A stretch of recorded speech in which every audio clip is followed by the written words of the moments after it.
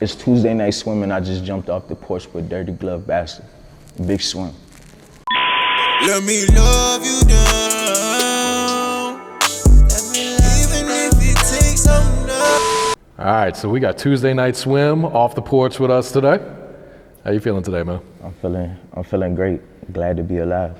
Yeah, I feel that, man. How you feeling about this new year, man?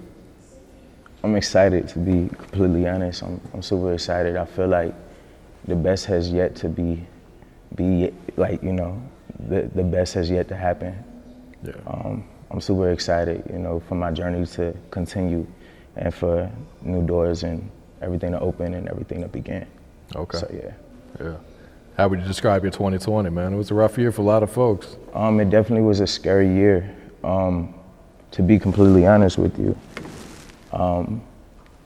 It's scary for me, but I'm glad to see that I got through it.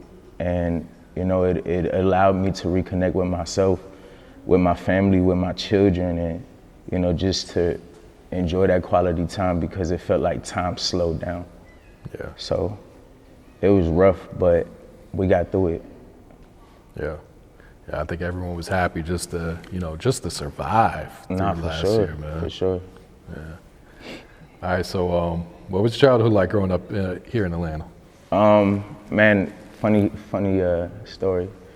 Growing up here, I had ups and downs, man. Like, I grew up in Marietta. I went to McEachern, I went to Tapp Middle School. Went to a lot of like elementary schools out there. And it was actually rough, like trying to find friends because we bounced around so much. But not only that, is like, it was hard for me to fit in, bro, because like I was light skinned. So like being light skinned, I used to get picked on like, oh, the white boys here, you know, stuff like that. And, you know, not a lot of people knew that I was Hispanic and also black, my mama black.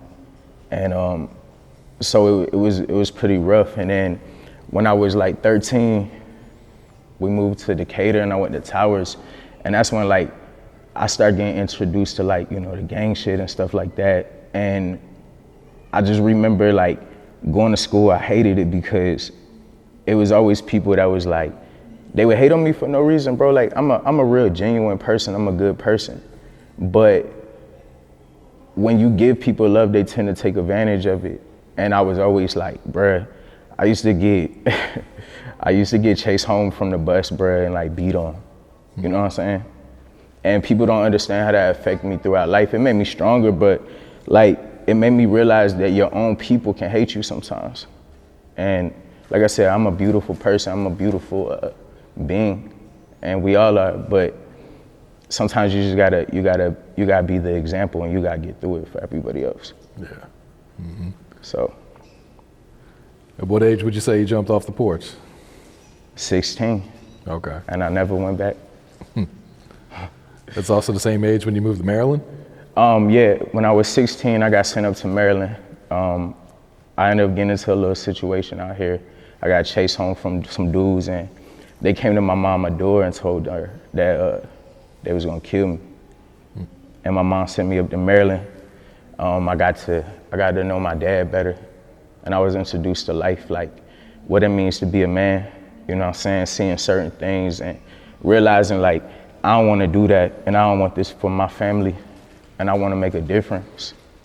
At 16, I ran away from home. At 17, I got a girl pregnant, and I had my first kid. So I had to understand what it was to become a man, you know, like really live for somebody, like provide, and deal with the struggles of that, because anytime I felt like, you know, I'm gonna get a job, I'm gonna do this, I'm gonna do that, it was never enough because I would be missing out on the opportunity of watching my child grow and build a bond. And I realized that I was slaving myself and I wanted something else. So I continued my journey. Yeah. Did you finish school? No. No. I dropped out. I dropped out to make sure that my daughter's mother graduated from high school and I had to work. Yeah. So how does life in Maryland compare to down here? I definitely could say they dress better. Really? To be completely honest with you, like the way I dress, I learned from when I went to Maryland. I also got to like mesh with more Hispanic people, like the Hispanic culture and stuff like that. I found out that's when I found out that I was part Peruvian, and I fell in love with Spanish women. You know, I was so used to like black girls here, and then when I went to Maryland, like seeing all the different types of Hispanic women, it was like, damn, I need one of those. You know what I'm saying? Like, you know, you finally get that taste, but it's a whole completely different atmosphere. Like, people down here can be more judgmental, and up north, like, they're more accepting, but it's like a crabs in a bucket type of situation though. Yeah. Nobody wants to see you like make it. Nobody wants to support you. So it's kind of, you know, it's like you got to pick which grass you want to live on. You know what I'm saying? It's never greener. So yeah, that's how it is. Yeah. Do you want to talk about this incident where you ended up in a coma for 2 weeks? Actually, I wasn't in a coma. And like I said, my journey is here to save people. So if I can save you, I will. I wasn't in a coma. I actually got depressed, dealing with heartbreak and stuff like that. And I never felt like I was worthy enough. I felt like I was a monster. So I tried to kill myself and overdosed on my depression medication. And I was a vegetable for 2 weeks. I couldn't walk and I couldn't talk, and I had an experience and a meeting with God.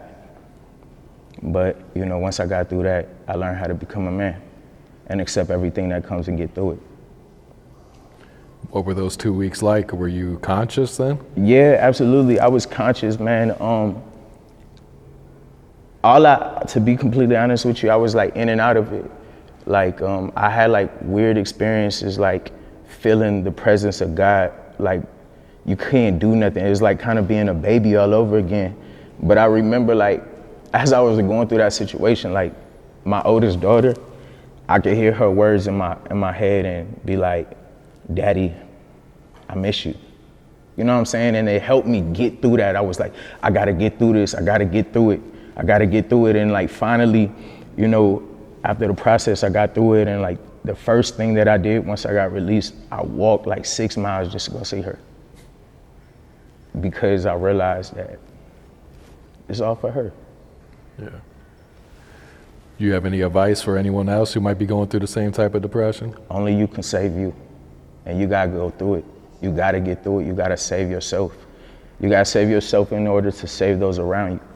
Every human being, every life, every situation, every moment, every second matters, because you're saving everybody around you and you mean something. So only you can get you through that, but once you get through it, you're gonna feel great, because that's how I feel right now. Yeah. So if I can get through it, you can get through it too. How much has your life changed since then? Man, I got married. I learned what happiness feels like. When I had a son, I knew that it was my turn to like take over and like show him like what it means to be a man. Go up against all the odds and like really take it on the chin on life. And I wanted to show my son, like, I want to show him what I think being a man means. Does it make sense? Like, everybody has their, like, a man is supposed to provide, you know what I'm saying? Like, get a job and do this and maintain this, but what about love?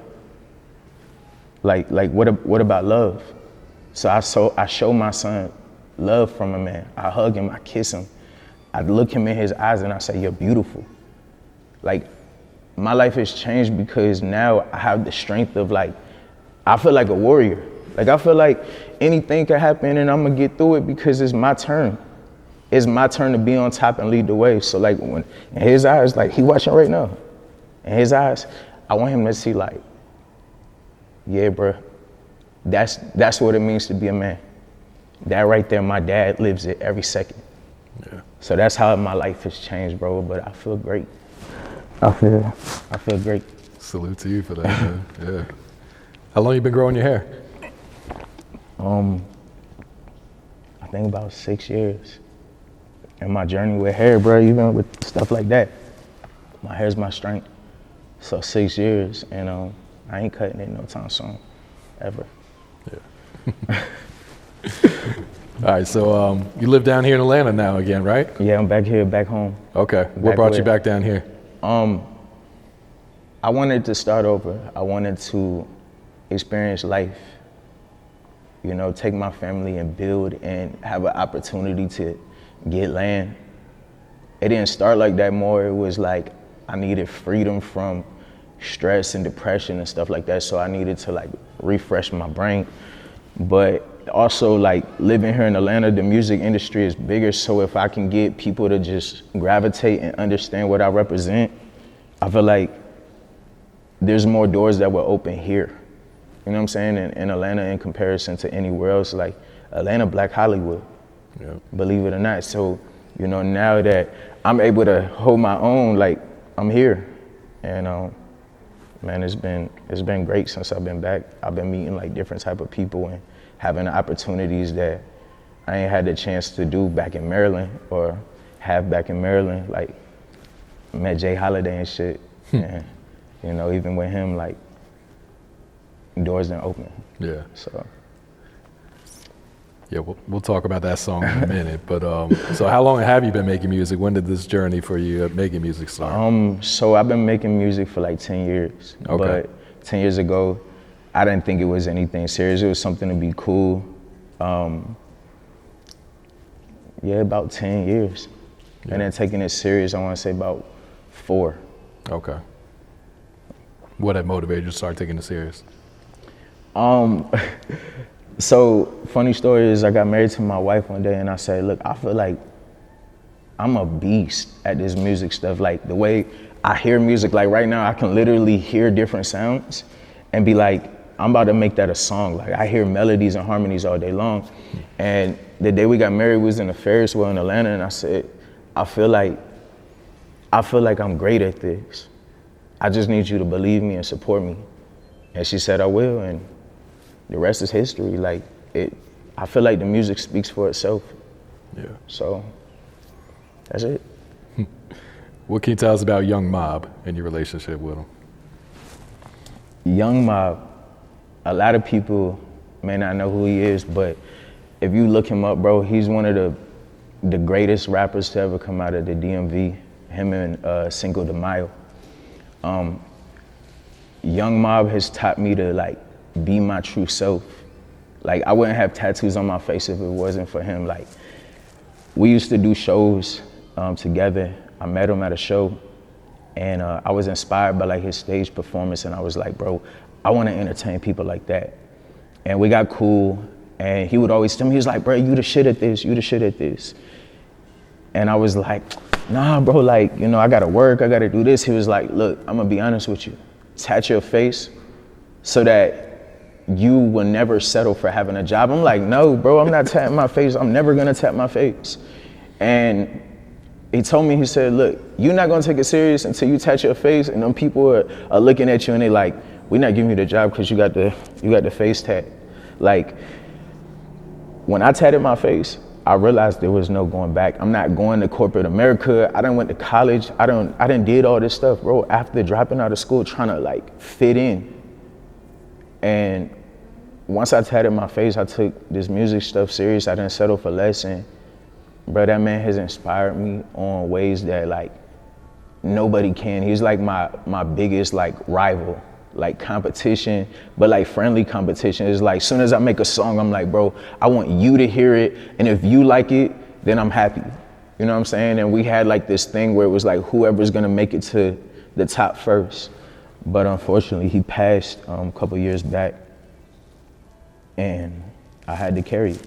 Yeah.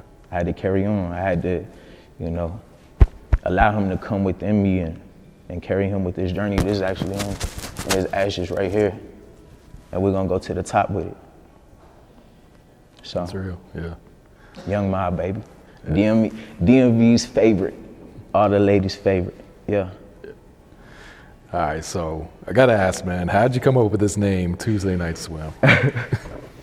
This is a long, stupid story, man, but I'm gonna be honest with you. I was riding in the car with my wife and I said, I need to change my artist name and I wanna go with something like dope.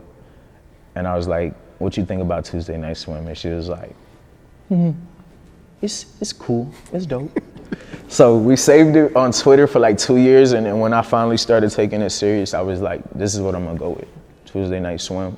And bruh, I didn't like research this shit. and I was born on a Tuesday. I'm an Aquarius, so deals with water, swim. Like, just looking at the name, it's like mind blown. I'm like, that's what it is. And all my children, like, and my wife, we all gonna change our last name to Swim. Oh, really? Because I want to represent my family.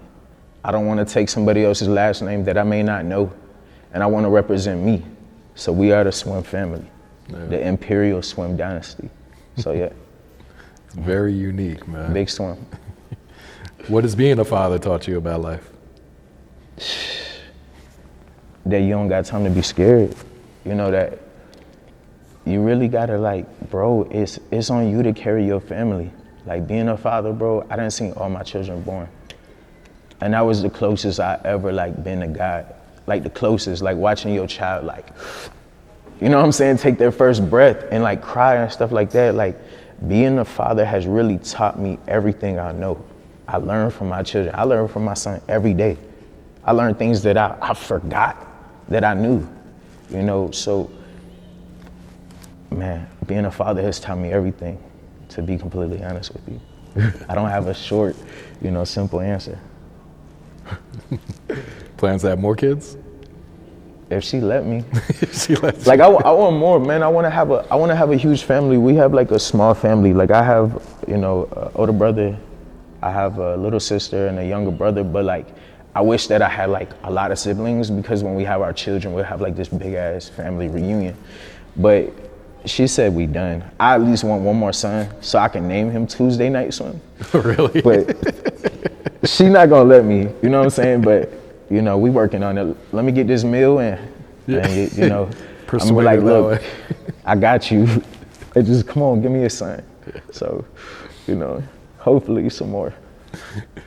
All right, so talk to us about Loverboy and linking up with J.Holiday and working with him on this record. Man. All right, man, crazy story. So I met J.Holiday back when I used to have a job. I used to be a bartender, and I met him at the bar one day, and I looked at him, I was like, man, you look mad familiar. So you know how you gotta, like, give him your ID? So I checked his ID, and I was like, this name looks very familiar. I'm a music head. I love music. Anytime music comes out, like, I listen to it front and back, and then I'm like, okay, this is a great album. So, like, when it comes to R&B, I'm an R&B head. Like, my music is solely based on, like, wishing I could be a singer. So I looked at his ID, gave him his ID, got his drink, and then I went to the back to go check my phone, and I typed in his name. I'm like, this motherfucking J.Holiday. I'm gonna put you to bed. Like, so I went out there and, like, played it close, and I was like, I try to be calm, cause, like, I get nervous. I deal with, you know, anxiety. So I was like, you J.Holiday? He was like, yeah, that's me.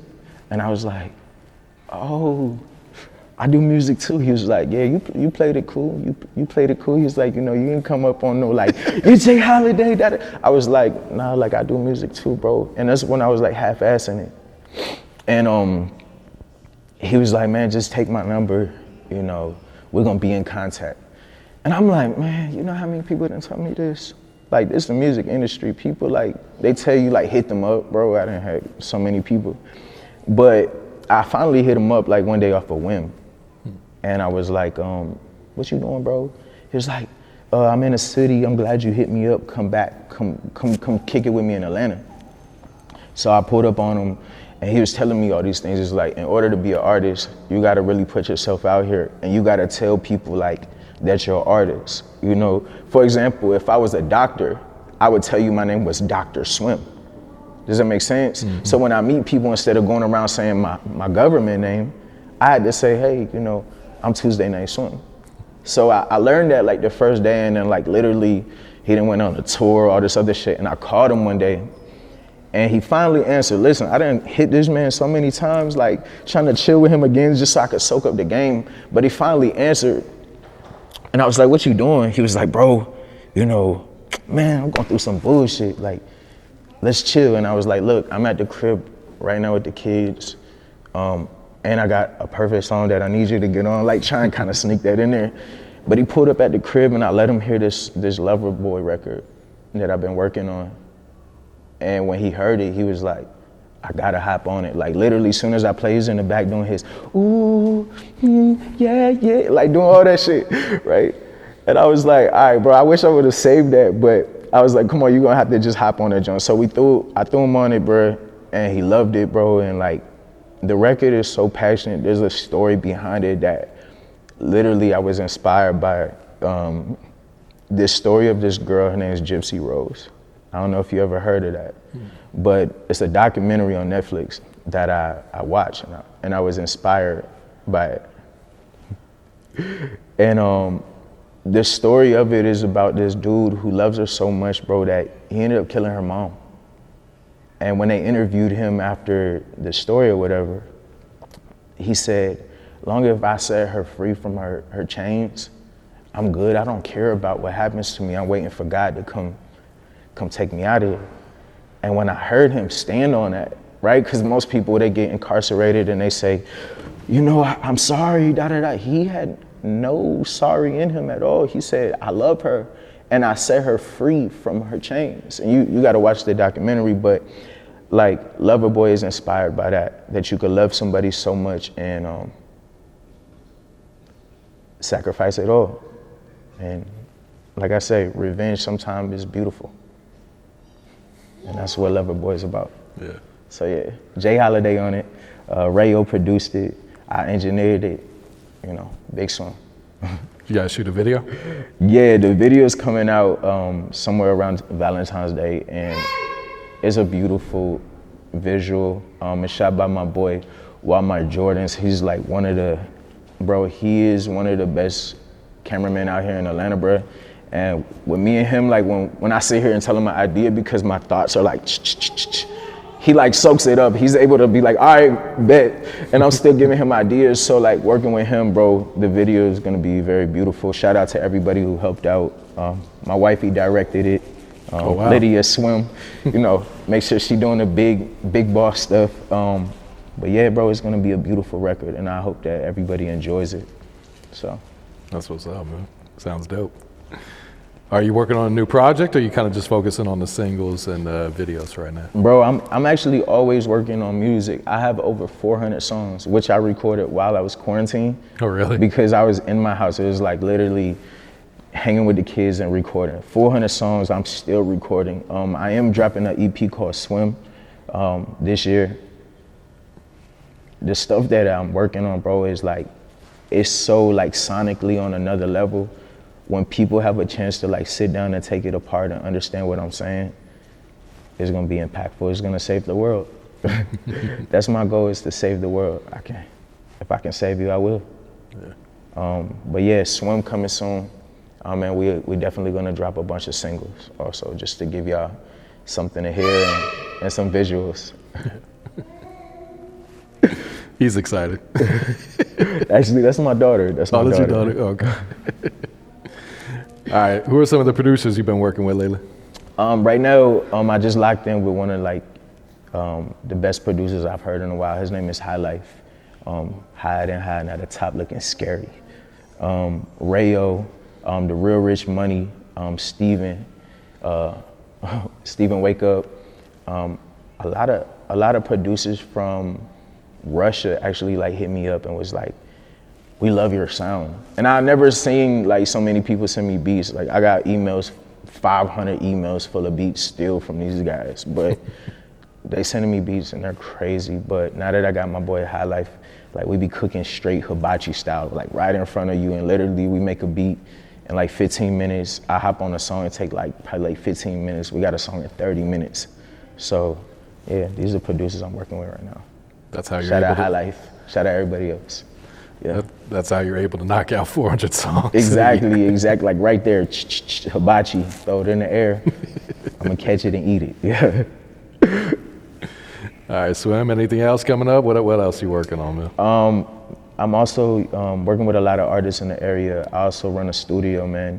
I'm really trying to create a sound. The artists that I'm working with, shout out Bari, shout out Authentic Rare Talents, they call him Trey, shout out Cyrus the Virus. Shout out my boy Rock Trazy, shout out Cooley, man, shout out everybody, like I love you. Shout out King Cash. Listen, when y'all get hip to King Cash, the world is gonna be on fire, okay? Like literally, I have my hands in a lot of pots, and I just want to change the music game, and that's what I'm here for. Like I said, if I can save you, I will. And we all one, we all united. Big swim. All right. Any shout outs before we wrap it up? Shout out my wife, you know, shout out my whole family. Shout out to everybody that believed in me. Shout out everybody that doubted me. I love you. I love everybody, bro. Like, to be honest, I want to thank you for the opportunity to just be here, bro. Like, I really appreciate it. And I can solely say that I love you. I solely love you. And yo, this year about to be crazy. Tune in. Big swim. Let me love you down.